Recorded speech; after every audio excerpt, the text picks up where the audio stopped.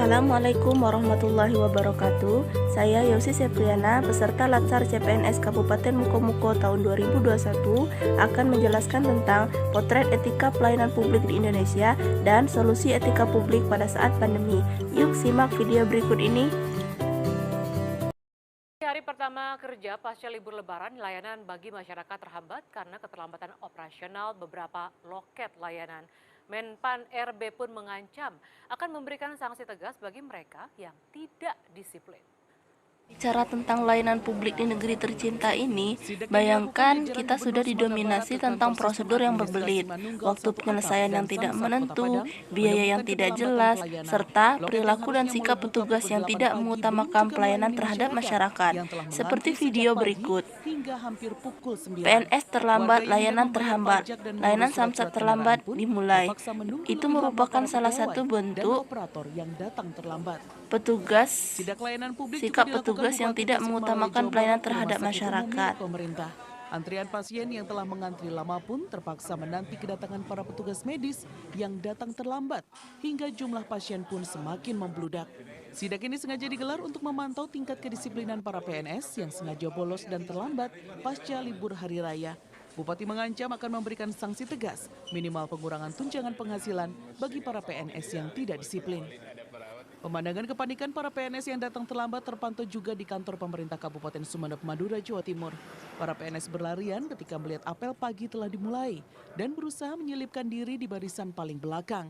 Sayangnya tidak ada sanksi tegas yang diberikan bagi mereka yang tidak disiplin karena Bupati memaklumi keterlambatan dengan alasan terbatasnya sarana transportasi.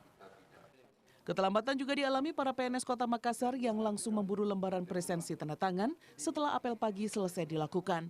Kecurangan pun terungkap karena ditemukan absen ganda, yaitu presensi tanda tangan dan checklist kehadiran. Tahun lalu, 73 PNS tidak hadir di hari pertama kerja usai Lebaran. 6 diantaranya dipecat. Sementara tahun ini, keputusan sanksi akan diambil 2 hari mendatang. Menteri Pemberdayaan Aparatur Negara dan Reformasi Birokrasi Yudi Krisnandi juga melakukan inspeksi mendadak di beberapa instansi pemerintah untuk memeriksa kedisiplinan PNS. Kalau mereka abai terhadap pelayanan publik, ya tentu mereka akan mendapatkan surat peringatan pertama. Nah, surat peringatan pertama itu bisa-bisa yang bersangkutan kalau sudah akan dipromosikan bisa berhenti itu ditunda.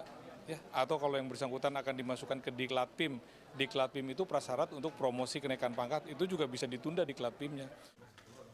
Dapat saya katakan, ternyata memang kualitas layanan yang kita harapkan selama ini, yakni kualitas yang mudah, cepat, murah, inovatif, ramah, seperti yang ada di pelayanan publik, belum dapat tercapai. Sampai saat ini, masyarakat masih mengandalkan kesabaran dalam menerima layanan publik di Indonesia. Dirasa cukup. Tim Liputan Trans 7. Lalu selanjutnya kita akan membahas bagaimana solusi etika publik di saat pandemi. Di tengah masa pandemi virus corona COVID-19 ini menuntut masyarakat banyak melakukan adaptasi di kehidupan sehari-hari. Adaptasi ini pun berlaku juga pada penyelenggaraan pelayanan publik. Kebijakan pemerintah untuk mencegah menyebarnya virus COVID-19 telah banyak dikeluarkan. Tentunya berdampak pada standar pelayanan publik yang diterapkan oleh penyelenggara layanan. Peningkatan standar pelayanan publik akan menjadi salah satu upaya pencegahan virus ini.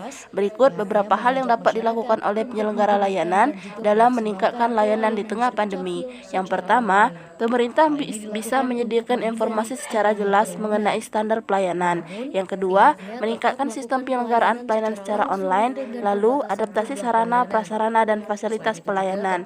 Terus, yang keempat, meningkatkan kompetensi pelaksana layanan. Karena kita kan diharuskan dengan adanya Permendagri nomor 7 tahun 2019 tentang pelayanan daring, itu pelayanan harus secara dalam jaringan, ya, dalam jaringan. Dengan kondisi COVID ini, ya kita mengajak kepada masyarakat untuk ayo gunakan layanan online. Ya, jadi jangan datang ke Diskapil, maksudnya jangan ini adalah untuk menghindari adanya kerumunan. Pelayanan dengan sistem online sangat membantu masyarakat di masa pandemi ini. Namun, perlu diperhatikan karena ada beberapa pelayanan yang belum dapat mengubah sistemnya menjadi online. Misalnya, pembuatan surat izin mengemudi baru, STNK, perekaman EKTP, dan beberapa layanan lainnya. Sistem online dalam pelayanan tersebut dapat dilakukan pada proses pendaftaran, pelengkapan berkas, ataupun pengambilan nomor antrian. Itulah potret pelayanan etika publik di Indonesia. Mari menjadi ASN yang beretika dan profesional.